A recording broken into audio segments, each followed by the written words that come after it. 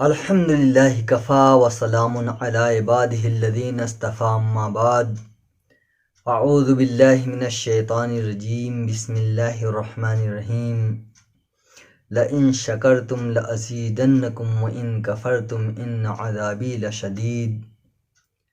حالات، واقعات انسان کی زندگی میں آتے جاتے رہتے ہیں۔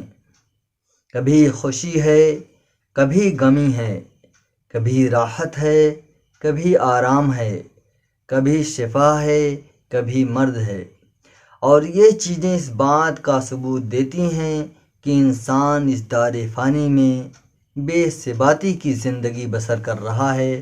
اس کا یہ اصلی وطن نہیں، اس کا اصلی وطن دار الآخرت ہے۔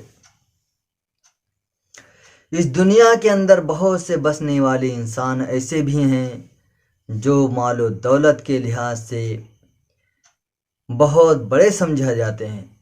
اس روئے زمین پر ایسے بسنے والے بھی ہیں جو بالکل محتاج اور فقیر ہیں، جن کی کوئی اوقات نہیں سمجھی جاتی۔ اور اس روئے زمین پر بسنے والے بہت سے انسان ایسے ہیں جو میڈیم کلاس کی زندگی بسر کر رہے ہیں، نہ محتاج ہیں نہ بہت مالدار ہیں، بس ان کا کام چل رہا ہے۔ تو دوستو، خداوند عالم نے جو انعامات ہم پر برسائے ہیں، ہمارے صحت کے حساب سے، ہمارے طاقت اور قوت کے حساب سے، ہمارے مال و دولت کے حساب سے، ہر لحاظ سے ہم جس لائق تھے وہ ہمیں ہمارے مولا نے عطا فرمایا، اس کا لاکھ لاکھ شکر ہے۔ قرآن اس بات کی یاد دلاتا ہے انسانوں کو، لئن شکرتم لأزیدنکم وإن کفرتم ان عذابی لشدید۔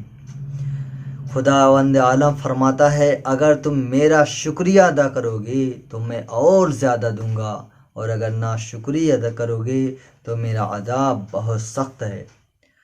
عذاب تو جو سخت ہے وہ کل قیامت کے دن ہوگا ہی ہوگا۔ بعض دفعہ انسان جب حد سے گزر جاتا ہے اور بے حد اکڑ جاتا ہے تو پروردگار عالم عبرت کے حساب سے اس دنیا ہی میں اسے دکھا دیتے ہیں۔ 15ویں پارہ میں ایک بہت دلچسپ واقعہ اللہ تبارک تعالیٰ نے بیان کیا ہے۔ وہ یہ ہوا کہ بنی اسرائیل میں دو دوست تھے۔ ایک کو اللہ نے بہت سے مال و دولت سے نوازا تھا، اس کے کئی باغات تھے جو سال میں 2-3 مرتبہ پھل لاتے تھے۔ اس کا دوست بالکل نہایت غریب اور محتاج تھا۔ اس کے ہمراہ وہ دونوں اپنے کھیت اور باغ میں گئے تو جو صاحب باغ تھا وہ کہتا ہے کہ ہو سکتا ہے کہ یہ میری زندگی میں ختم نہ ہو، اور اپنی شان اس نے ظاہر کی اس کے سامنے، اور اترایا اور گھمنڈ کے ساتھ کہا کہ اگر یہ ختم بھی ہو جائے تو اتنی جلدی نہیں ختم ہوگا، یا بھی جو بھی کہا ہو۔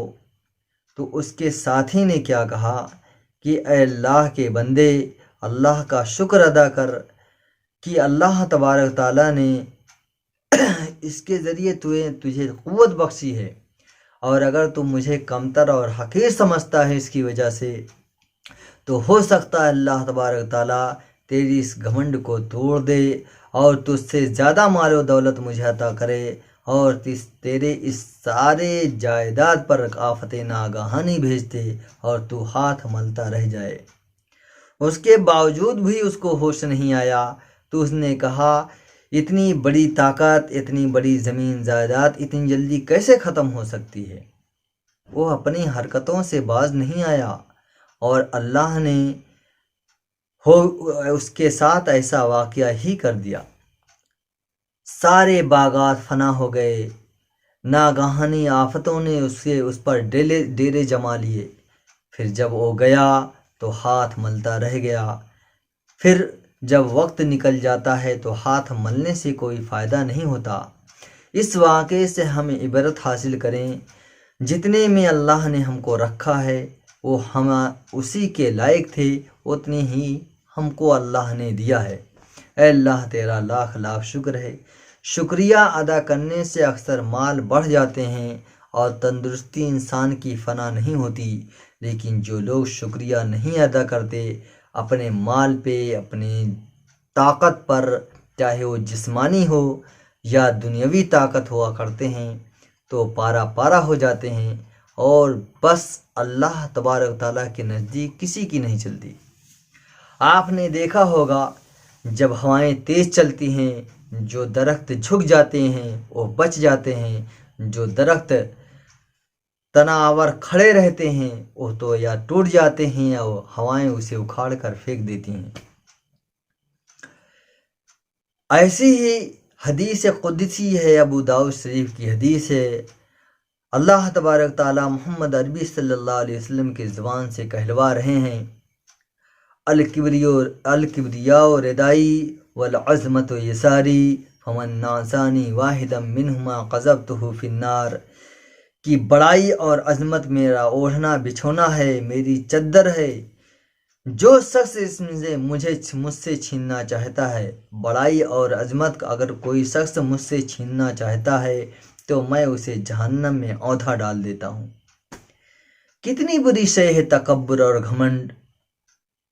اے انسان اپنے آپ کو پہچان، اسی تکبر اور گھمنڈ کی بنا پر جو فرشتوں کا معلم، فرشتوں کا سردار، روئے زمین کا کوئی گوشہ نہیں جہاں اس نے سجدہ نہ کیا ہو، اتنا بڑا مجاہدہ کرنے کے باوجود صرف اس نے اللہ کا ایک حکم نہیں مانا، حضرت آدم علیہ السلام کا سجدہ نہیں کیا، تو پروردگار عالم نے اسے اپنے درگاہ سے، اپنے دربار سے مردود قرار دے کر نکال دیا۔ ہماری کیا اوقات ہے، ہم تو ایک مٹھی بھر مٹی کے بنے ہوئے انسان ہیں۔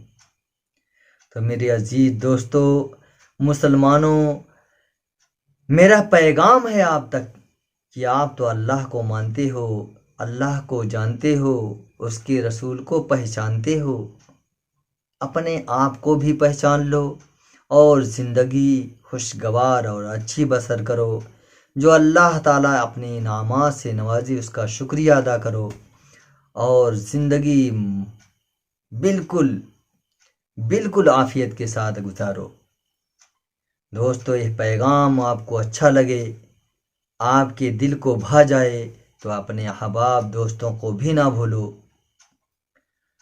اللہ تبارک تعالیٰ سب کو، تمام دنیا کے مسلمان مرد عورت کو دنیا کے تمام شرور و فتن سے محفوظ فرمائے اور سب کو عافیت کی زندگی گزارنے کی توفیق عطا فرمائے اور ہر ایک کو دن دونی رات چوگنی ترقی کرنے کی توفیق عطا فرمائے اور جنت الفردوس میں اعلیٰ سے اعلیٰ مقام عطا فرمائے۔ دوستو، نمازوں میں اپنے لیے اور اپنے مسلمان بھائیوں کے لیے خصوصاً دعا فرمایا کیجیے۔ ایک دوسرے کے حق میں ایک دوسرے کی دعا قبول ہوتی ہے۔ السلام علیکم ورحمۃ اللہ۔